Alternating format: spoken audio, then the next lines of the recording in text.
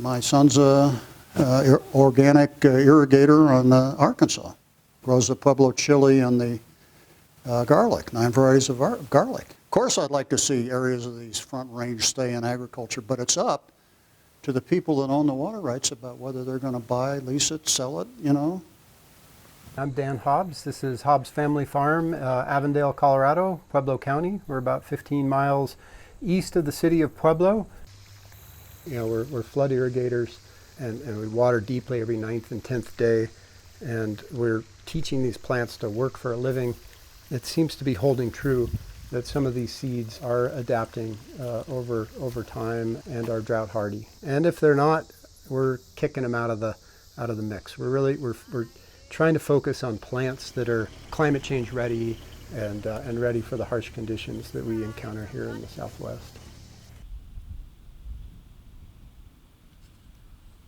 These fields that you see here are in rotation right now. We'll rotate with these cover crops, corn, wheat, and then put it back into hay. After wheat harvest in July, and we'll go in and plant like a 15-way cover crop mix where we'll have oats, peas, you name it, all the legumes, brassicas, grasses, okra, you think of it, squash, we put it all in there. And then our calves, after they're weaned, we're actually using that cover crop rather than putting them in a feedlot and feeding them corn silage and grain and all that. In this 5-year rotation that we have here, we spread aged manure on just before the garlic crop.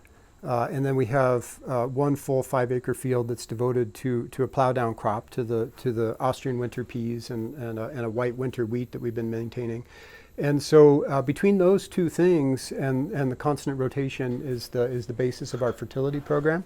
And then we don't own our own livestock, and so we've made a relationship with about an Emmett farm down the road to graze their cattle here in the winter. And so that's been an important strategic relationship to bring the animals onto the property without owning them and without all the headaches that go with it. What's really cool is to do the cattle and then the sheep and then the chickens. That's where you'll do it a lot faster than we are. And you know, we got 4 little girls. Our oldest is 10, and we're building a portable chicken coop. I expect in 3 or 4 years we'll be running chickens behind our cows, you know, larger scale. But I'm only one man, and I can only do so much.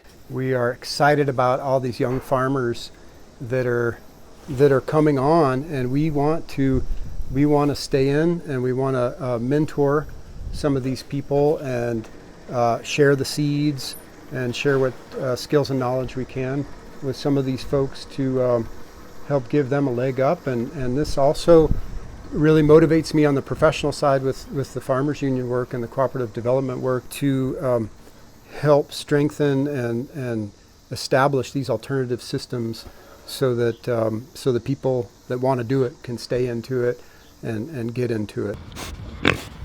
The property we're now moving to has 3 big wells. But we actually didn't purchase it. We're working with a cooperative that is kind of slowly procuring land and then renting it back to like farmers that are kind of like me, like younger, and I think doing a little bit more progressive farming. And so they bought their ground, and they made sure that they at least got 1 or 2 shares of North Pooter, which is really not much at all either. Just so that we had the opportunity to rent water and keep our ditch rights and everything like that. Jodar Farms and Horse and Dragon have been partners since we opened 5 years ago. We just had our 600th brew, and they're picking up the grain from that. So I just got to go start the tractor and warm it up.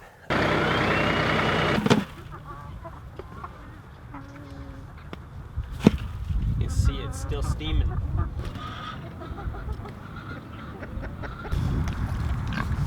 Everyone's in kind of their spring/overwinter areas until the pastures get a little greener and a little more established. Then we'll start turning them out into the green grass here soon.